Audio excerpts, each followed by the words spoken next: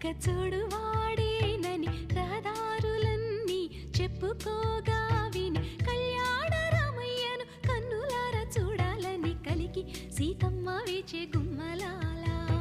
Suvvi Suvvi